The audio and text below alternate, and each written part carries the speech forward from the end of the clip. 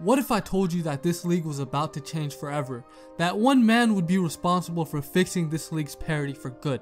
Screw a big three or even a big four, LeBron James is about to form the first big five because of the whooping the Warriors gave him in the finals. We all know a player like Paul George has been the main player involved in the super team talk due to the fact that he wants out of Indy, and it wouldn't shock me to see him team up with LeBron in the next 2 seasons. The banana boat featuring Chris Paul, Carmelo, and D Wade also have been brought up, even though it would be a horrible situation for LeBron. Reports and contract situations lead me to believe that either Anthony Davis or Boogie Cousins will team up with LeBron soon. Another place of interest for LeBron is in LA, either with Lob City or rebuild a team with the Lakers. Now let's talk about specific teams and my line of predictions for those teams. First team that's up is obviously the Cleveland Cavaliers. Now viewer discretion, because I'm about to tear this current roster up. Now here are my line of predictions for the 2018 roster. So this can happen in the offseason if the King is able to say, screw all friendships, I'm here to win right now and end the Warriors' reign of terror. Now at point I have Chris Paul, shooting guard Paul George, small forward LeBron James, power forward Paul Millsap, and center is the most skilled big man Anthony Davis. Now it could also be DeMarcus, who will be easier to get, but let's go with 80 right now. When we look at this lineup, something has to happen, including trading K Love and Tristan Thompson to Indianapolis most likely, and Kyrie and JR to New Orleans. Plus LeBron has got to put RJ into retirement. Just looking at this lineup, you see a very solid defensive team with very talented scorers, and the only way you can actually beat the Warriors is by one, keeping up with their pace. You can't get tired at all, and secondly, you have to outscore them, obviously. Now the reason why LeBron hasn't been showing a ton of effort on defense, especially guarding KD, is because he has to worry about Klay Thompson and Curry.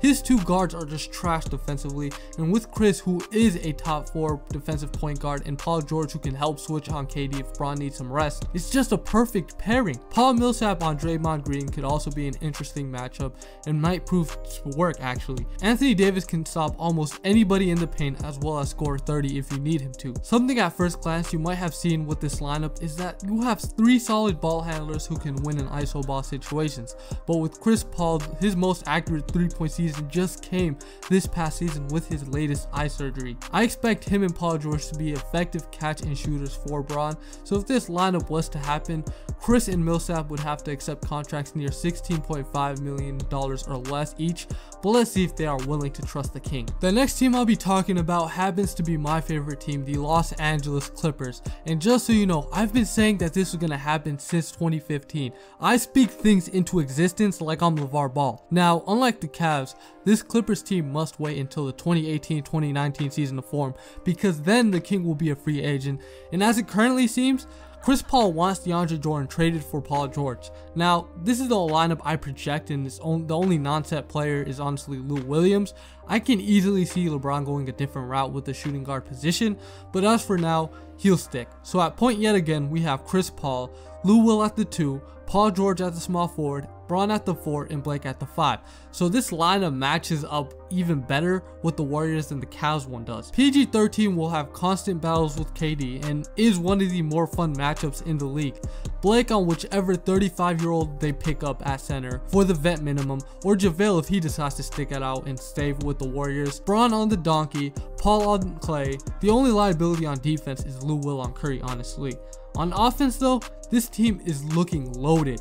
With a hot or cold shooter in Lou Will, Paul has shown us over the years that he can easily run a slow tempo team offense, but with Bron and Paul George, they'll have to start running a faster paced offense, honestly. So I'll be excited for that. The already bonded chemistry between George and Paul at that point, Paul with Griffin, Paul with Bron, we are looking at a championship team right out the gate. A lot of people want to bring up the curse, and I understand that we blew a 3-1 lead in 2015, but the blame is on Doc and DeAndre for that series. Believe me or not, guys, it's just facts. This Clippers team would end up having the same impact this Warriors Big Four had, so don't sleep. Last and definitely least, y'all got me messed up if this happens, but LeBron to the Lakers is a real possibility. However, it is only a possibility if they do the right thing and draft the right player.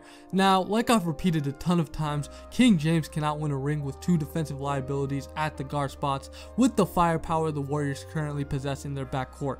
And on top of that, you need aggressiveness, and this squad I'm about to show you just screams bully ball. This lineup looks like the best option for the King, but of course the Lakers will draft Lonzo and Bron will write them off the list. D loading at the 1, Josh Jackson at the 2, Paul George at the 3, Bron at the 4, and my favorite, someone who will counter Draymond's Neanderthal tactics, that man Boogie at the 5. This lineup screams championship team for the next 3 years, having a player like Brandon Ingram as a 6th man who I'd hope develops by then. D'Angelo under a facilitator like Bron would thrive. We see him emerge as a consistent offensive weapon and a player that the Lakers hoped they'd receive when they drafted him 2nd overall. Boogie is shaping his game and is becoming an honest threat at the 3-point line, which is looking deadly in his case. And with him, Bron, and Paul becoming free agents in 2018, will Bron make this decision? And will all Laker fans that claim they're getting everybody and their mothers to play in LA finally be right?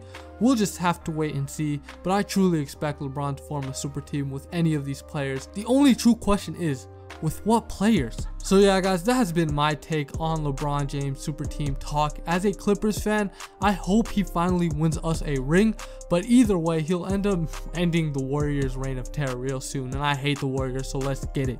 Make sure to leave a like and most importantly subscribe. You've been watching SlumpTV. Have a good one. Peace out.